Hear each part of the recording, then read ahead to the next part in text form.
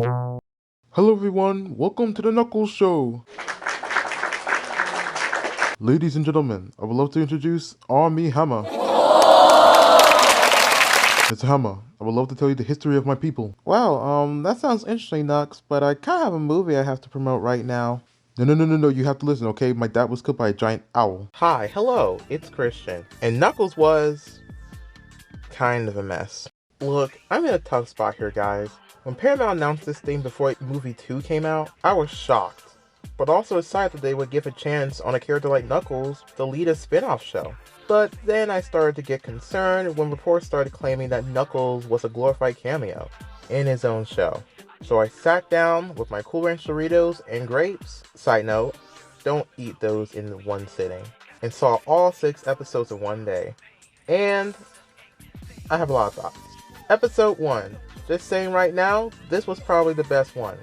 I mean, it's literally Sonic 2.5. Aside from Tails only saying like one line of dialogue, it's a nice setup, and I desperately want more wacky antics with the boys living in one house.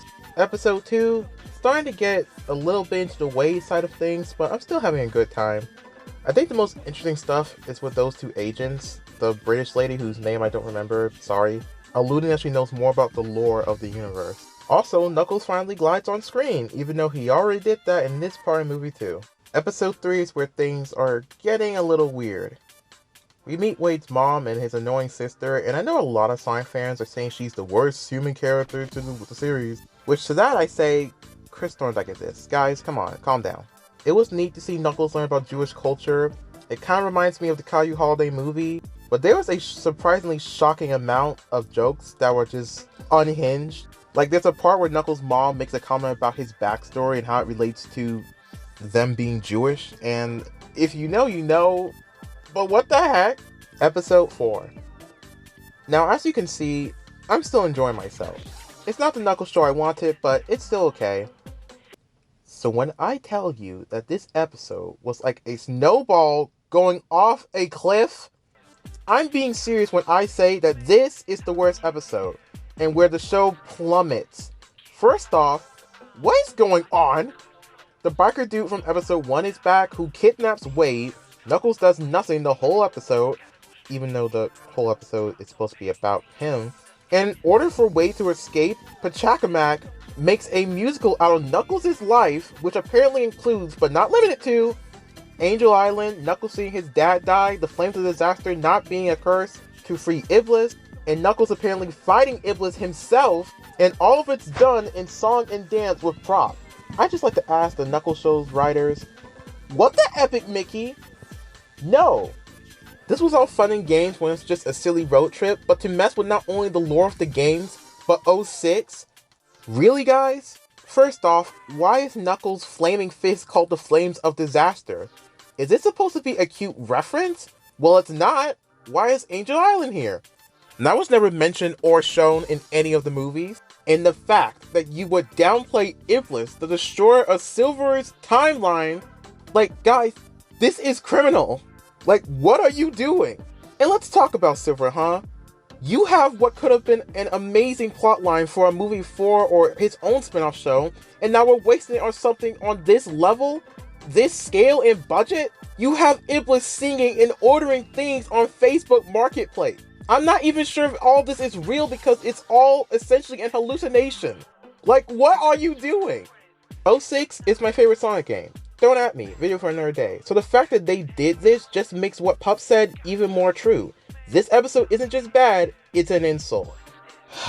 Episodes 5 and 6 are basically the same plot. It ultimately turns into a family drama that you would probably find on the CW, about Wade's dad and this stupid bowling tournament that goes on for too long, only calling in Knuckles for like a 60-second fight in between. We find out that the British lady planned the wedding scene in Sonic 2, so that's cool. Her and Kid Cudi get yeeted through a ring. Wade wins the stupid bowling tournament against his dad, and basically has most of the final fight between the Game of Thrones guy. Knuckles and him high fives, and the show basically just ends. Seriously, guys, what happened here? I mean, what went wrong? I love these movies. I bought Sonic Movie 1 once and 2 twice. It's some of the best media in the franchise right now, and I really want to like this, but Sam was right. Giving this show a pass only shows Paramount that we want more shows that doesn't care about the lore or its characters. I don't know if it's a difference in writers or something, and I'm sure the crew really did try their best here, but it's like, just no.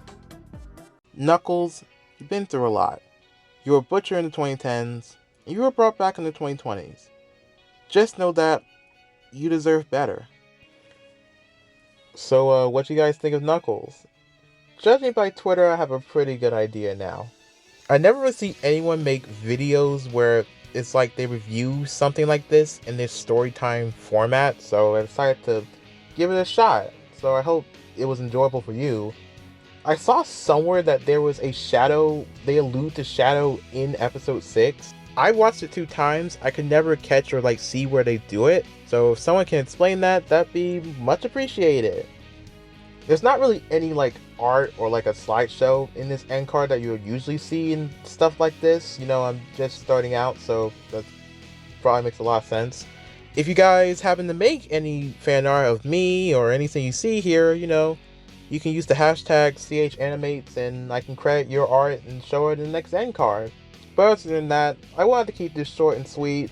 New video next week. It's more of a story time thing. Hope you look forward to it. And yeah, I guess I'm gonna get to work on that. Also, Amy is in Sonic 3. They're just hiding her.